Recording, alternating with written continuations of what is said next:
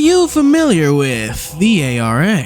They are the Anomaly Research Association, and their job is to investigate things that just aren't quite right. But recently, a crisis has consumed the entire city of Epsilon. A crisis of such a scale that not even the ARA is able to help. Which is why 7 heroes caught within the crisis step up to the plate. And that is how the story of the game Anomaly Collapse begins. This game released way back in April of 2024, developed by Rocket Punch Games, and I've been meaning to cover it ever since. The entire reason the game hit my radar was due to its unique concept, that being a turn-based RPG roguelike with a system that's kind of like a tactics game, like Fire Emblem or, well, Final Fantasy Tactics that the genre is named after. But before I get into the gameplay, let me start this video proper with the first section, the plot. I already kind of explained the plot in the intro, didn't I? To be fair, Anomaly Collapse is pretty light on plot, almost annoyingly so. The way the game works is that you pick a leader for your run, and it's their story that you follow as you head towards the final boss. So to explain you the plot, I'm gonna have to introduce you to every character. The first one you get is Glitch, an elite member of the ARA who happened to be on the scene.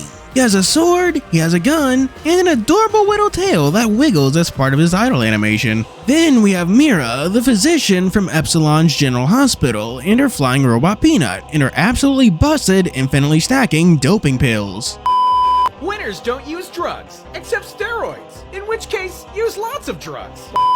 Then we have Stray, the big bear police officer who, despite being one of the first characters you get, is probably one of the best in the game. The rest you'll come across naturally as you play, with most just sort of showing up on the world map as a party member. Then we have Blanche, the researcher who's been permanently stuck as a kid. From my experience, she either shreds through every enemy or does absolutely fucking nothing. There is no in between. Anami, who's basically just a gender-bent Rivali, and a reminder that bird lovers need love too. Raggle, the knife-throwing prison escapee who has some peculiar business at the library, who sadly looks way cooler than he actually plays. Let's not forget Verica, and no, I didn't missay Veronica. Verica is actually her name. The journalist, who's proof that pretty privilege is a thing, because why is she the best character in the game? And not even by a little, it's by a lot. And finally Soma, who you unlock by doing a complete run. He's a lizard who has amnesia and can also transform into monsters and stuff.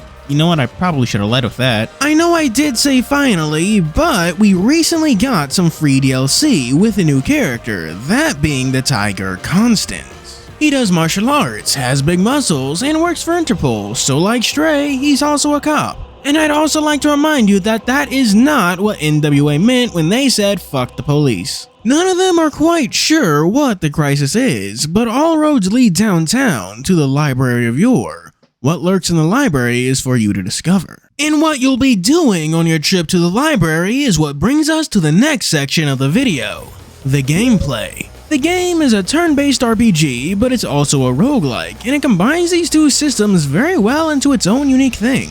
I mentioned these games before, and they're not even a perfect comparison, but think of something like Fire Emblem or Final Fantasy Tactics: The Ivalice Chronicles. So I don't know why I wrote its full government name in the script. Why?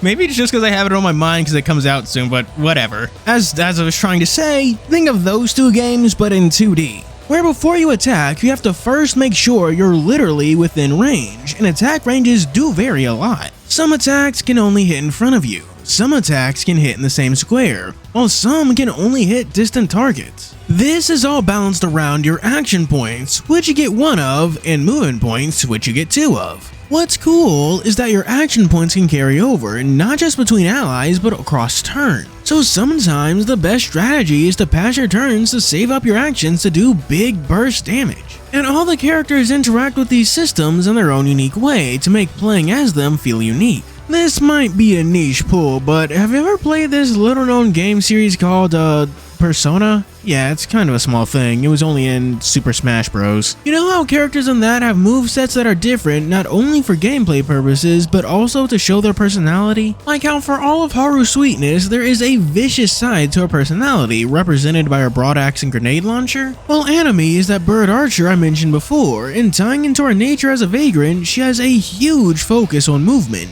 And Stray, the Fast and Furious character whose main gimmick is his shield, which not only applies armor to himself, but also his allies.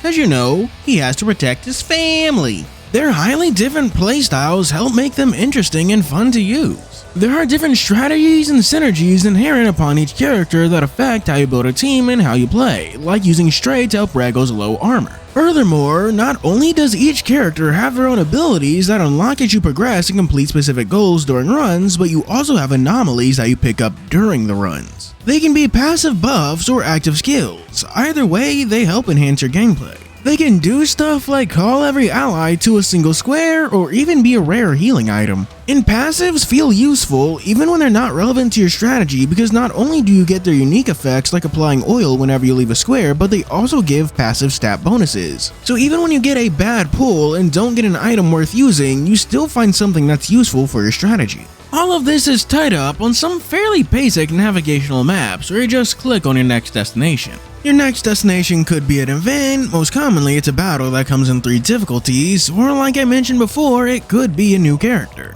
The enemies are nice and varied, but they are like that for any good roguelike. What Anomaly Collapse specializes in that adds more danger and variation to encounters are called factors. They're random conditions that are applied to every battle, like debris falling from the sky, a wind that blows units into each other, or the dreaded seesaw.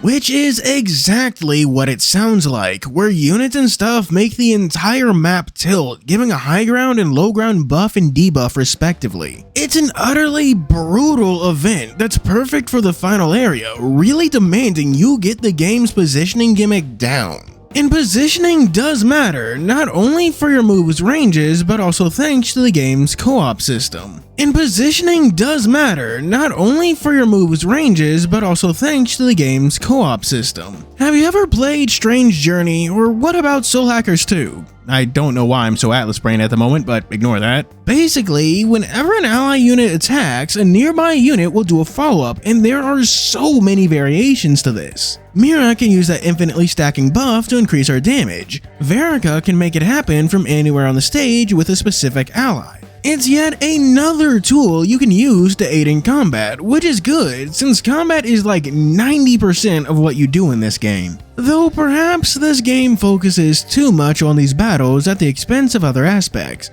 which brings me to the next part of this video. Seatbelts everyone, because now's the time to talk about the bad.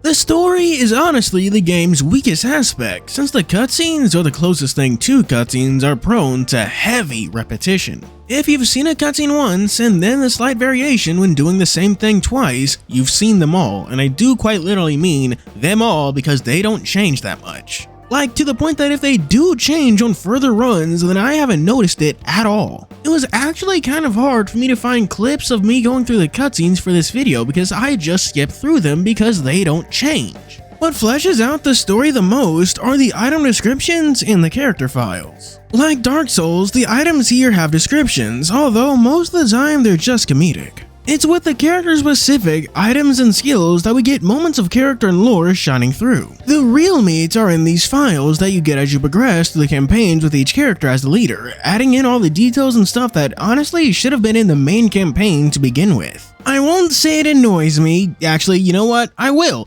This annoys me. It annoys me so much. The good writing and characters are there, but I just don't know why all of it is hidden. And it is a problem because characters and writing do matter so much in roguelikes. One of the reasons Hades works so well are the characters. You want to do runs not just to play the game, but to see what other things they have to say. So it's infuriating that Anomaly Collapse has characters, they have personality, they have the ability to write, but they just don't do it. The characters don't just desperately need some way to interact with each other, it needs to happen during runs. Because again, that combat is like 90% of what you do. It's genuinely hard for me to assess the writing in this game because it isn't bad, I just can't understand why it's hidden. Anomaly Collapse isn't bad, far from it. There's wonderful gameplay here and good writing too, but it's split apart by some baffling decisions. If the entire game was more consistent with itself, I'd easily put Anomaly Collapse at like a 9 or a 10, but as it is, it's a 7. It's not a game I wouldn't recommend, but it definitely could be better. Now that the video's over, let me do our Patreon shoutouts. For 3 stars, we have special thanks to Charles, Texting 64, 80 somewhere on Galen Phaser, Chow Venomous, Riley Boon 8, The Good Old Days, Andy Stassi. For 4 stars, we have McCoy's Law and Oddly Awe, The Night to Remember. And for our Super D-Tuber special 5-star shoutouts, we have Hodari Lion, The Ode to the Everlasting. Thank you for watching, do be sure to like and subscribe. As always, this is your host Furry, signing out.